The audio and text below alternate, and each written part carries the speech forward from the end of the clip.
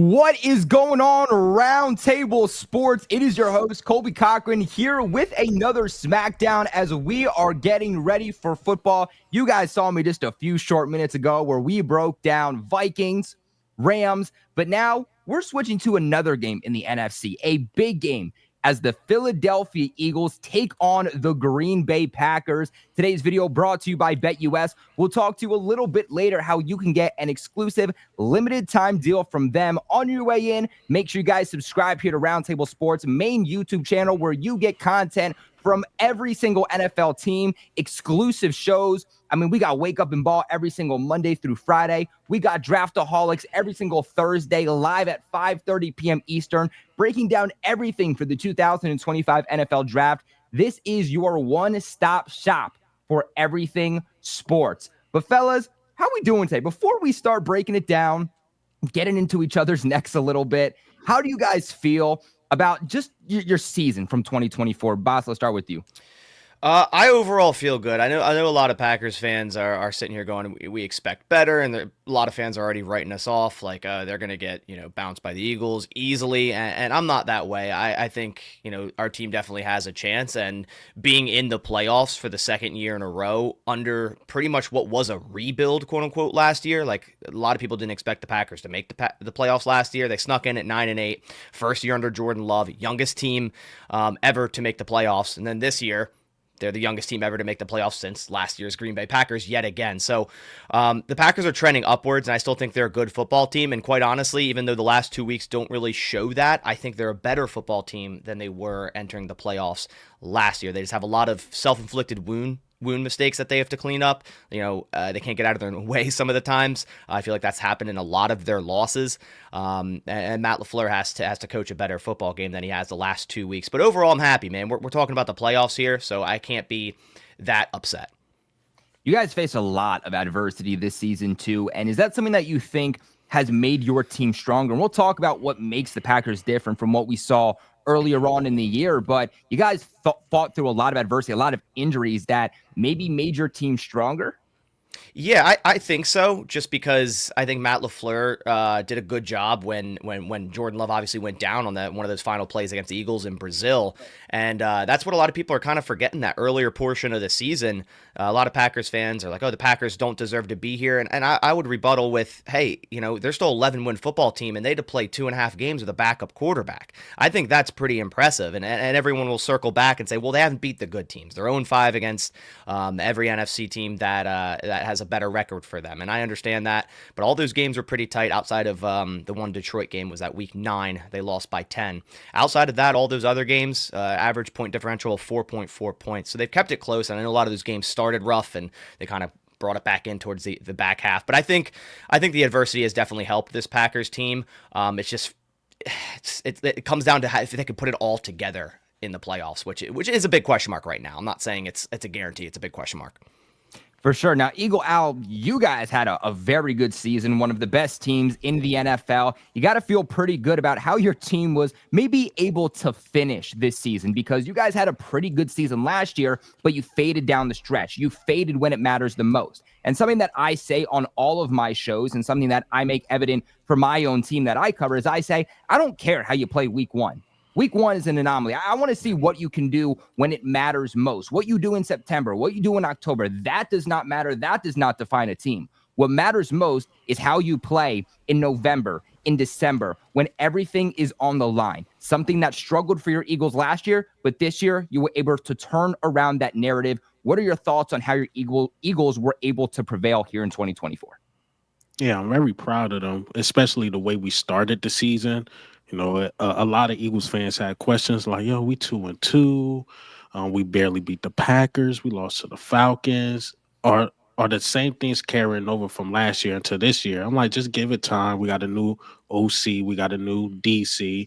Give it time. We had a really early bye. So when Eagles fans, when we first seen the schedule, like week 5, early bye, this is not going to be good.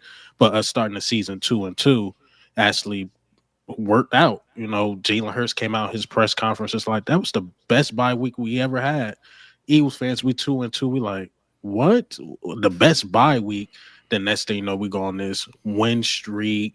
we fall to the Commanders, which, division games, it happens. But we picked it back up. Jalen Hurts got hurt. And then it just showed how deep we are, because even with a hurt Jalen Hurts, Kenny Pickett was able to finish off the Cowboys to secure the number 2 spot. And then we just had Tanner McKee play last game and win the game as well with a bunch of backups. So I'm very proud of this team, because not just the first team, of course, AJ Brown and those guys are doing good. Even our second team could come in and finish games. So I'm very proud of this team, how they playing as a whole, to the coaching staff, to us talking about let's fire Nick Sirianni early in the season. I thought that was ridiculous. But then as the season went on, we see how it played out. Yeah, it was that shaved head, right? Ever since he shaved his head, just do something about the hair. That once Sirianni just got rid of it, he started to actually be the Sirianni we saw when he was able to take the Eagles to the Super Bowl. But fellas, as we alluded to, this is a rematch that we saw to open up the 2024 season all the way back in week 1. We do know, sorry, boss, not to bring up a sore subject, but we do know that the Eagles won in Brazil 34-29. Now, Eagle Al, I want to go back to, because you touched upon something with Nick Sirianni that I kind of want to get some clarification on, and that's the fact that, again, the Eagles faded down the stretch of 2023. You guys didn't do very well in the playoffs last year because of when you faded when it mattered the most. Sirianni immediately had this controversy around him on, do they fire him? Do they go another route? Now they give him another year here in 2024.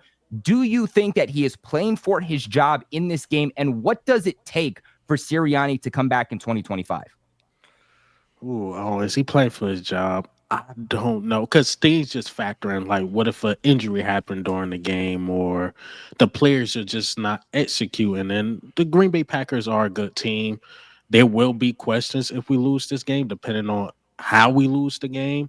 But in order for Sirianni to come back, I think he just got to win a playoff game or two. A lot of teams, or a lot of analysts, have us as Super Bowl favorites, but if we fall badly, like a collapse, there will be conversations. But I don't think the Eagles will fire him, because the way the season went, there was controversy he got over, but things happened in the playoffs. So I think even if we lose, Nick Sirianni will be just fine, to be honest. What do you think about that, boss? Do you think that he's potentially playing for his job? I don't at all, but nothing would surprise me with Philly. Like, I feel like there's all those conversations, but I don't think there's any actual validity behind Sirianni being fired. Even if the Packers do to the Eagles what they did to Dallas round 1 last year, like the team went 14-3. Like, if you fire a head coach, regardless if you're one and done after a 14-3 season, I mean, it's just crazy talk to me. Yeah, right. And it's very difficult, too, because this is another thing that I say very regularly, is that today's generation of the NFL is not what I grew up with. I'm sure it's not what you fellas grew up with either, to where I remember growing up as a kid, and, the teams that were bad for 5, 10 plus years, because they wouldn't fire their head coach when they clearly wasn't working out. You're right. They wouldn't move on from that quarterback when it wasn't working out. But now we're seeing the exact opposite. When things immediately don't go as planned, things immediately aren't going well, the team isn't being turned around, and you are immediately not contending. Teams, the organization, the fan base, they're immediately calling for the quarterback to be traded. They're immediately calling for the head coach to be fired, because it's always going back into that carousel and trying to find that diamond in the rough. So you really never know. But, boss, while we have you here, I do want to also ask you, like we alluded to, the Packers did lose week 1 when they played the Philadelphia Eagles. A lot of people are going to see that and say, well, if the Eagles were able to do it before, they should be able to do it again, and an easy win for Philadelphia. Tell the people what makes the Packers different now in this matchup from what we saw in week 1. Well, first, I think I would honestly rather have them play in Philly than Brazil again. I think we can both allude to the poor field quality. I mean, when we're watching that game back, it wasn't just Packers players, it was Eagles players slipping all over the place. And I know certain plays, like the 70-yard touchdown to Jaden Reed, there was some slipping happening on the back end. But, watching Jordan Love play in that game and a 50% completion rate, I think the majority of it was he couldn't really complete his drop back. I think that field was not prepared for a football game to be played on it. I'm not giving excuses, because the Packers should have put the Eagles away early on with two quick turnovers. And I think that's part of it. I think the Packers are better at that at this point in the season. If they're getting turnovers, actually converting those to touchdowns rather than just field goals. I mean, that game opened up and everyone's going, what in the world just happened if you're an Eagles fan? An interception, a fumble, but it's only 6-0. So you guys, as Eagles fans, are sitting there go, we can live with that, right? Two straight turnovers, we could live with that. Other than that, I think the running game under Josh Jacobs has just gotten much more fluid. I think the run blocking is hitting its peak. I think the Packers are protecting Jordan Love at their peak. They've allowed the second least sacks in the NFL, only behind the Bills and Josh Allen, because that guy just simply doesn't go down. But there's also on the flip side, like with the Eagles, you look at this game and you see Jaden Reed, 4 catches, 138. That guy's been nearly invisible since that game. And I can't sit here and go, oh, he's going to do that again, because not only has Jaden Reed been bad, but he's going against Avonte Maddox, where Cooper DeJean's in that spot now. And what's also very different is, I'll say the same thing because similar names, right? Cooper DeJean, Edgerrin Cooper. Edgerrin Cooper played 10 snaps in this game week 1. Now he's quite literally one of our best defensive players as a second-round rookie, similar to Cooper DeJean. He seems like one of your best, defensive players right now. So a lot has changed for both teams. I don't take much weight from this game. I think both teams are vastly different from week 1. I think the Packers also have done a good job at least cleaning up some of the dumb penalties. I know they had a couple last week, but this game, there's a lot of dumb penalties, just stepping on your own feet, right? There's still some other issues. Jordan Love's been a lot better at protecting the football, hasn't thrown an interception in like 5 or 6 or so weeks, where we saw in the early half of the season, that's all he did was throw interceptions. So there's a lot different about the Packers. The last 2 weeks, the recency bias, we're going to be sitting here and going like, okay, this Packers team is not good. Look, they just lost to a 4-12 Bears team. But when I watched that tape, man, there was a lot of questionable stuff that happened. And, as long as that questionable stuff doesn't happen again, I think the Packers have a solid chance. Yeah, and boss, you kind of answered this already, but I just kind of wanted to get some clarification on it, is the fact that the Eagles do have home field advantage. When you played them week 1, it was in Brazil. No one really necessarily had that home field advantage. Do you feel worse about them having the home field advantage, or do you feel better? Like, does it worry you at all that you have to go into Philly to win this game? I mean, it does worry me. Obviously, Philly fan base is electric, so, they're going to be loud on third downs, and the Packers haven't done a great job at managing crowd noise on the road with their silent count. They've done a horrible job at allowing crowds to take over the game and run a silent count down to the game clock down to like 1 second each time. And other teams such as the Lions, such as the Vikings, have been able to time their snap count because it's silent and it's always down to 1 second. So I'm really hoping that's not the case here. But like I said earlier, obviously I'd rather be in Lambeau, of course, but that's not the case. But over Brazil, yeah, I'm fine with Philly just because the field quality. Like I said, I think it was awful. I don't think Brazil was ready for a football game, and I hope they get it fixed if they do another one next year. For sure. And Eagle, I actually want to kind of flip that and ask you kind of the same question. Because this is in Philadelphia, do you think that Eagles fans are going to show up and really make this an advantage for Philadelphia? Absolutely. Yeah, the fans are going to go crazy in Philadelphia. I was watching the Brazil game, and I felt like it was more of a home game for the Packers, even though they consider that a home game for us. I knew somebody that went to the game. It was like 70% Packers fans there. So now they actually come to our home and play us. And just like he said about the Packers, it's basically the same thing about the Eagles. We are a lot better team. Like Jalen Hurts was giving them opportunities, but since like week 5, Jalen Hurts been pretty good, taking care of the ball. The run game obviously got a lot better with Saquon Barkley and MVP conversations. Our pass rush got a lot better. The emergence of Nakobe Dean, then Cooper DeJean, the secondary just a lot better. I don't think Reed get that off like how he did the first game. So, the crowd is going to play a huge part of this game, but just to play in general, like I think we was ranked first in defense to close out the season. So this is going to be a really, really good game with Packers getting better, also us getting better. And the only thing I'm kind of worried about is Jalen Hurts. Jalen Hurts will be fine to play, but he didn't play about 3 weeks. So will he be rusty? I don't know. Do we lean heavy on Saquon Barkley? We'll see what the Packers do, but we lean heavy on Saquon Barkley and they let him get off. This game can get ugly. For sure. And Eagle Al, I want to start with you into this next question, and that is, what is the biggest weakness on the Packers, at least in your mind, that you think the Philadelphia Eagles can take advantage of to win this game? The biggest weakness right now on the Packers is shoot, they are strong, man. The only thing I could really rely on is hopefully they keep that ugly streak going, like the last two games. Like they just don't play well going into Philadelphia. Like I said, they got the quarterback. I know they lost a deep threat, which Watson didn't really do much against us the first game. I think he had like 15 yards for a touchdown, but you still losing that deep threat.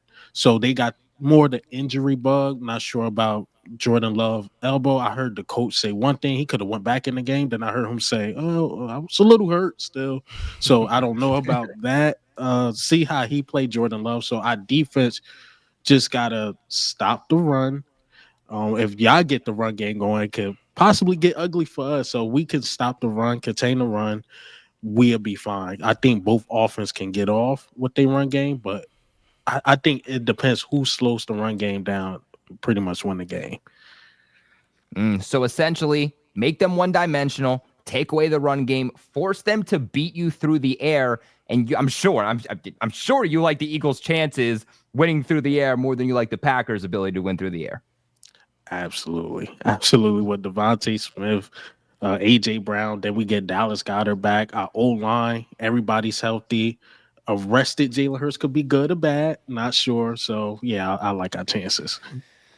Yeah, for sure. I mean, this game really could come down to which prolific running back just ends up running the ball more effectively. Which team can dominate time of possession, stay on the field, and just keep the opposing team off the field for as long as possible. Now, boss, I want to ask you the same question that I just asked Eagle Out, and that is, what is the biggest weakness on the Eagles that you could see the Packers taking advantage of?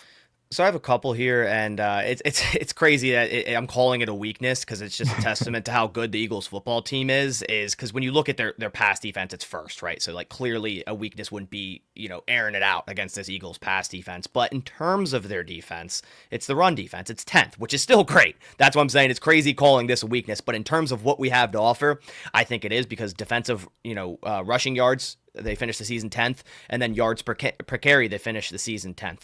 Josh Jacobs has been very, very strong lately, and a lot of the times, if Josh Jacobs is having a killer game, the Packers are doing really well. So I think that's one thing they could take advantage of. Another thing is not allowing the Eagles to get much pressure on Jordan Love and kind of allowing plays a bit longer time to develop. When you take a look at the Eagles, they're 28th in pressure percentage at 17.9%, and then blitz percentage, they're 27th at 19.1%. Actually, the Packers are lower than them. They blitz less than the Eagles, but if the Eagles aren't able to get pressure against this Packers great pass blocking offensive line and Jordan Love has more time in the pocket, then maybe he can start to find receivers open in this very good pass defense. But the minute the Eagles start to get pressure, if they start to get home, it's going to look a little ugly because those guys on the back end can play man to man with any receivers in the league.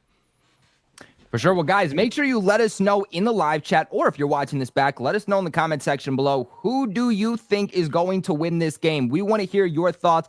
Get in on the football discussion. Are you taking the Philadelphia Eagles? Are you taking the Green Bay Packers? Of course, make sure you guys subscribe to these individual creators' channels linked in the description box below. And of course, leave a big like on this video. Helps support us massively, while of course also subscribing to the channel. Fellas, before we continue on, though, I do want to get into the odds of this game for anybody that is interesting in maybe placing a couple of bets. And of course, if you are, you gotta do it with BetUS, the proud sponsors of this video. Right now, when you guys sign up with BetUS, super quick, takes less than 60 seconds. I've done it myself. You can use the mobile app.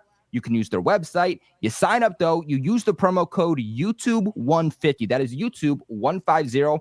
You will lock yourselves into a limited time exclusive offer of a 150% sign-up bonus on your first deposit, followed by 125 on your next two, all the way up to $2,000. That is a deal on your first three deposits right now. With that deal, you can use it on the Green Bay Packers and Philadelphia Eagles game. You can use it on the next two playoff games that we're going to see down the road. You can use it on the Super Bowl, but BetUS, they have the best betting variety in the business. So if you're not interested in betting on NFL games, that's completely okay. You can bet on the NBA. You can bet on baseball. You can bet on college football, hockey, horse racing, fighting, politics, entertainment. BetUS, that best betting variety in the business, is something they pride themselves on. And the deal does not stop there, because right now, you guys can get 10% back on your net losses 2 times a year with BetUS. But Fellas, right now for this game, the Philadelphia Eagles are favored at about 4.5, with the over-under being 45 total points. Boss, let's start with you. What do you think about being underdogs in this game by 4 points? Do you feel a little bit disrespected? And what do you think about that over-under? I don't feel disrespected at all. Honestly, if I'm an Eagles fan, I might, because when you look at this, you're kind of sitting there and you're going, what is Vegas seeing? Like I'm fine. Packers should 100% be an underdog, right? Like they just lost 2 games, lost to the Bears. They're a 7th seed against the Eagles at their home stadium, and it's a 2 seed. So yeah, I'd be fine with them being an underdog. For example, last year the Packers were 7-point underdogs heading into 2nd seed Dallas, right? So I'm sitting here wondering, like, why is it 4.5? And you might be going, oh well, they don't know the status of Jalen Hurts. I think we can all agree he's gonna play. But it's like, what is that going to look like early on in that game, or for that game? So I'm not disrespected at all. I'm actually a little surprised that it's that low. I think it started at 3.5. And when you factor in home field advantage, which is usually a 3-point favorite, then we're really, at a neutral field, it would only be 1.5 favorites. It's closer than a lot of people thought it would be. So that's interesting to me. Yeah, what do you think about that over-under too? If you're betting on this game, would you take the over or under? Considering my prediction, it would be over. It would be over. Yeah. All right. I like that. High-scoring game. Eagle Al, let's go down to you. What do you think about being 4-point favorites in this game? Boss saying that if he was an Eagles fan, he would feel a little bit disrespected. Do you feel disrespected? Well, yeah, absolutely. Like you said, usually when you have home field advantage, you 3 points. But they got us 4.5, so they saying like the Packers are definitely going to compete. And I think they factor in probably last year what Packers did to the Cowboys. Yeah. Then plus, again, the status of Jalen Hurts, a lot of people don't know, especially what the bit media is putting out there. But I know he's going to play. So that's what I think it is either the Jalen Hurts thing or just don't sleep on Green Bay Packers, because what they did last year, and they really think they're going to compete. And we'll see. We'll see, man. I do feel a little disrespected. That's too close. And what do you think about that over-under? If you're betting, would you take the over or under in this game? Probably the over. I'll take the over. Take the over. Both of you taking the over. I like it. A high-scoring game. This is definitely going to be a fun one to watch. But, fellas, got a couple more things to get into before we log off for the day. Again, make sure you guys comment below who you think is going to win this matchup. Are you riding with Eagle Al, or are you riding with Boss Orosky? Let us know in the comment section below. But I want to know what your biggest worry is for your own team heading into this matchup. Eagle Al, let's start with you. Again, just Jalen Hurts, the rush. Is he good? Will he miss reads? Will he miss throws? Will he throw picks because he haven't played in 3 weeks? So that's my biggest worry, and that because that rush, he might throw a pick, or it might be a turnover on downs, or a lot of punts, and Green Bay this time might take advantage of it. Like he mentioned in the beginning of the video, like we had 2 turnovers, but they only scored 6 points. Now we do something like that this game, it could be 14-0. So that's all I'm really worried about. I think our defense been playing really, really well. Our offense been playing really, really well. I'm not worried about the weapons and the AJ Brown, Devontae Smith, or Saquon Barkley, or even our O-line in general. Not worried about the defense, but I am worried if Jalen Hurts starts slow. Can this game get ugly? And also our first quarter slow starts. We one of the worst teams in the first quarter. Will those slow starts catch up to us and actually hurt us this game? So if we start fast and we keep going and going and going, then this game could get ugly. But I am worried about if Jalen Hurts is ready or not. Do you think one of the best ways to maybe combat that, to start off fast, to give Jalen Hurts kind of that ability to have all the momentum to start the game, is that if you win the coin toss, rather than deferring, would you rather start with the ball? No, I'd rather defer. We still got the first-ranked defense. Just see what the Green Bay Packers put out there as they scripted plays. But, yeah, I would definitely just kick it off to them so we could get the ball in the second half. For sure. Now, Boss, let's go on over to you. What is your biggest worry about the Packers heading into this game? I want to touch on that real quick. That's why I started laughing, because it was a touchy subject when you said, "Oh, if to start hot, would you want to? If you win the coin toss, take the ball." So that's what Matt LaFleur has been doing for the past 4 weeks, and it's blown up in his face every single time. That's why, like, if you look at all of our losses outside of the Eagles, when we take the ball first, it always results in, okay, we punt the football and the other team scores, right? It's always starting a slow start. So if you're saying the Eagles slow starts in the first quarter, we might see some ugly first quarter football because the Packers are right there with you. So I cannot stand that Matt LaFleur keeps doing that. So if you win the coin toss, every analytic tells you defer. But as for a weakness for the Packers, that pretty much was it. Slow start. But another one I would say is drops, I would say, for the offense at the wide receiver position. You just lost Christian Watson. You saw week 1 against the Eagles. We were riddled with drops, mainly Dontavian Wicks. I always call him Devontae Wicks because he runs routes so much like him. Dontavian Wicks. He had a bunch of drops against the Eagles in week 1. Jaden Reed's been riddled with drops. And actually, the statistics show that Jordan Love, 7.8% of his passes have been dropped this year, which is second highest in the NFL. So he'd have around a 70% completion rate without those drops. And obviously, drops are part of the game. But simply, mental mistakes like that, drops, fumbling the football. They've had some fumbles recently. That sort of thing. And then, of course, it comes back to coaching and clock management. I mean, I don't know if you guys watched the ending of that Bears game last week, but there's a lot of questionable clock management where all of us collectively as Packers fans are going like, what in the world? Like, why are you taking a timeout there when you're looking to drain the clock to kick a field goal, right? Like, you got to be better as a head coach, put your guys in a better position there. So that's definitely the biggest Packers weakness right now. For sure. And guys, the only thing we have left is the segment that everybody's been waiting for. And that is your final winners and final score predictions. Boss, let's start with you. Who do you have winning the game and what is the score? So I'm overly confident in the Packers, right? Like, I'm a Packers fan, right? Like, obviously I'm going to come on here and be like, hey, if we play our best ball, I fully believe this team can win. It's going to be a very, very hard game. And if it comes down to, stopping Saquon Barkley, that's going to be a big thing. And if they can't stop Saquon Barkley and he goes for $150, $170, whatever, and they utilize him through the air, like he had, also like week 1, he had a receiving touchdown. It's going to be very hard for the Packers to win that football game. And just like week 1, if we get a couple turnovers, we need to execute on those turnovers and then get the mental mistakes out of the way. So I'm basing it off all on that. Like, hey, I think the Packers will clean this up. I think they got punched in the mouth last week against the Bears. And I think there was a little bit of a rift in that locker room of like, hey, we got to step it up. Every single one of us, the veteran players have to play better. It seems like in all our losses this year, the veteran players, they're the problem during those games. So they have to play better. We're talking Rashawn Gary, Kenny Clark. So to summarize it all up, I have 28-24 Green Bay and another shocker there, underdog win here in 2025 it is now, right? Yeah, 2025, just like last year. Ooh, the Green Bay Packers winning a playoff game in Philadelphia against the Eagles. Now, boss, Jair Alexander is out, right? Yeah, Jair's out. Watson will be out. There's we'll see with the injury report tomorrow, obviously, but Quay Walker's on the report. Evan Williams is on the report.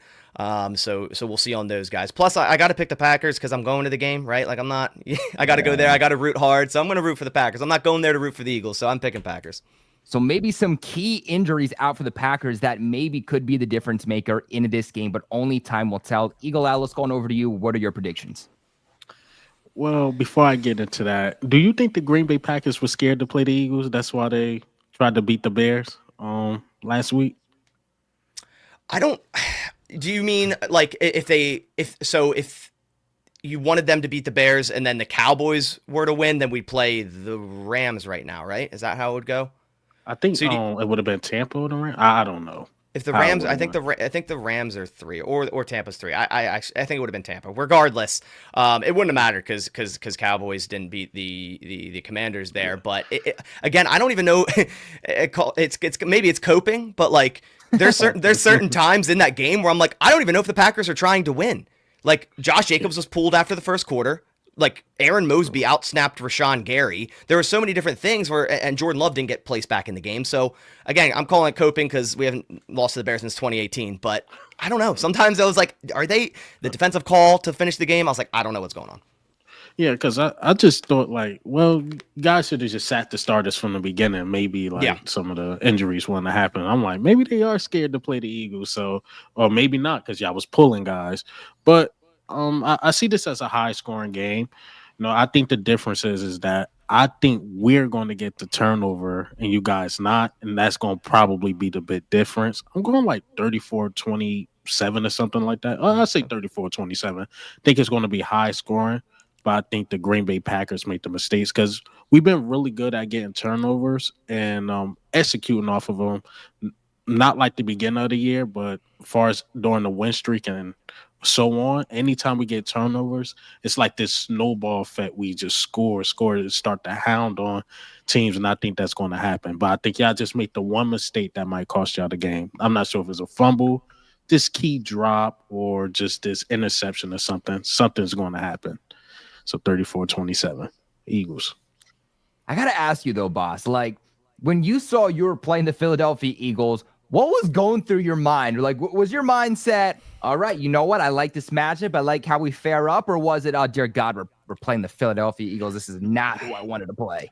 I don't really ever have that mindset as a playoff football team, because if you're going to make it to the Super Bowl, you got to beat the best teams anyways. To be the best, you got to beat the best. That's my mindset. So it's like, I'd rather actually start with a harder team like the Eagles, because if you get a win there, and I know it didn't come that way, last year we beat the Cowboys and it was huge momentum, and we gave the 49ers hell, and they were a very good football team last year for a 7 seed to do that. So I think that's I like that a little bit better. I wouldn't want to play the random team, and there's none in the NFC this year, honestly, that snuck in that shouldn't be there. I think every single team in the NFC deserves to be in the playoffs. That's the 7 teams that are in there. There's not like another team you're like, oh, they should be in.